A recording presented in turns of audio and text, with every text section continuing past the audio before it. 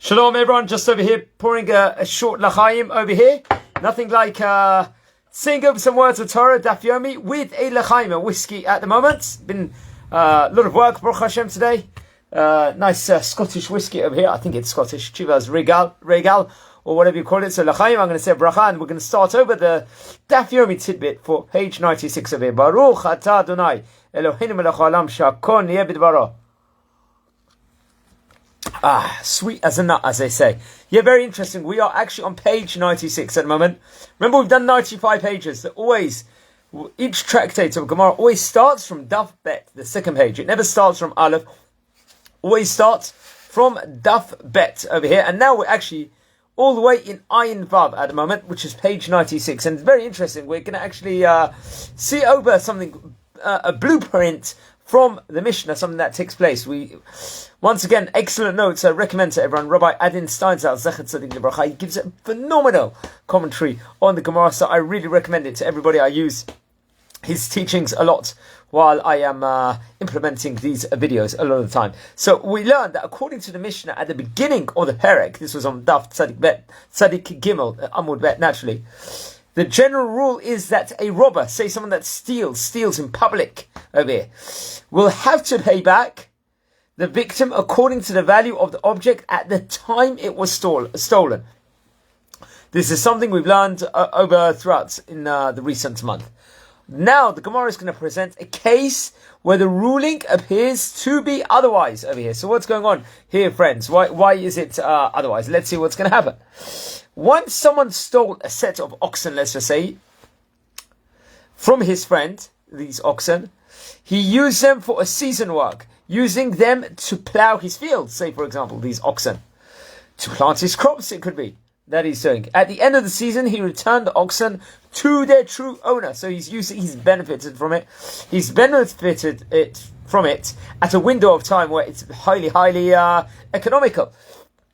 When the case came before Rav Nachman, over here, Rav Nachman, another great rabbi from the Talmudic times, he ruled that the robber must return his profits from the harvest to the owner of the oxen as well. He's got to give not just the oxen back, he's got to give the profits back also. He's been at an opportune time, he's stolen it, and he's benefited dramatically from it.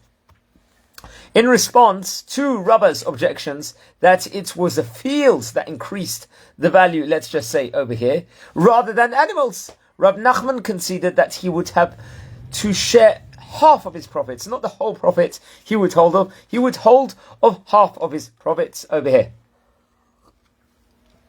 I'm very much profiting from this very good whiskey. Okay. When Rabba argues that the Mishnah rules that the robber only has to return the stolen object in its original form, Rav Nachman became upset.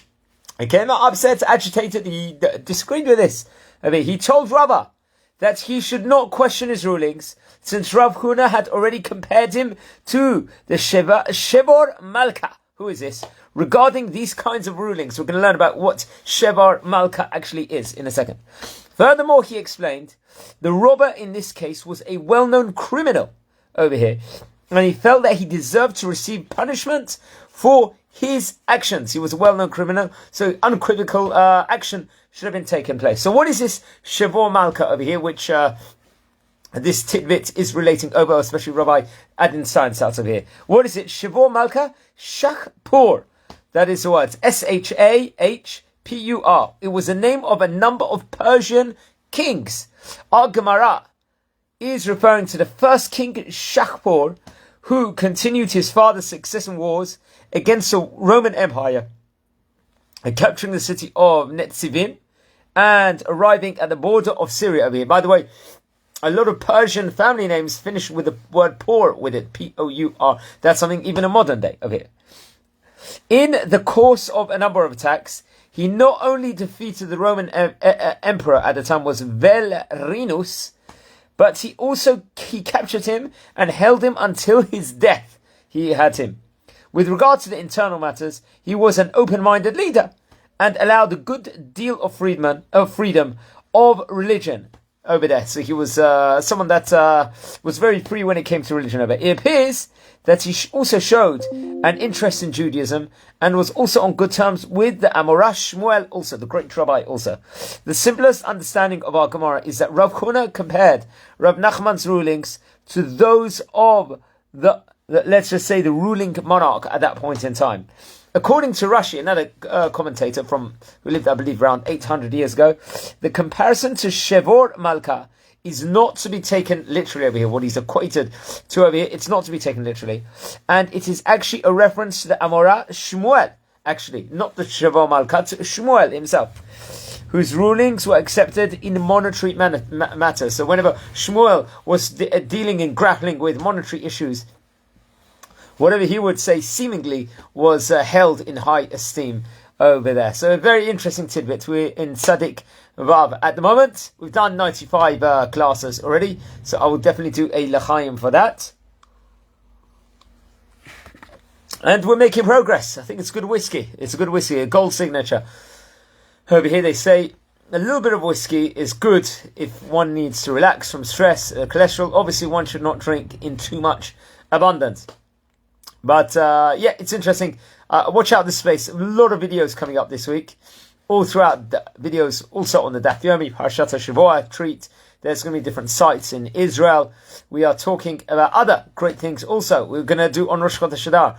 A new series I'm doing is bringing in different speakers to come and speak. Give a moment of inspiration also. We've had about 20 speakers at the moment. And a couple more great Rabbonim also to add to the mix. Bezrat Hashem Yitbarach. So we're making progress over here. Please watch over wherever you're watching the video from. Like the videos, share, and enjoy L'chaim. And Bezrat Hashem, just to smachot, I'd like to dedicate this video to Lilu Nishmat, Ahuba Chiria Bat Chaya. Bezrat Hashem, just good things. Sorry, Ahuba Bat Chiria Chaya.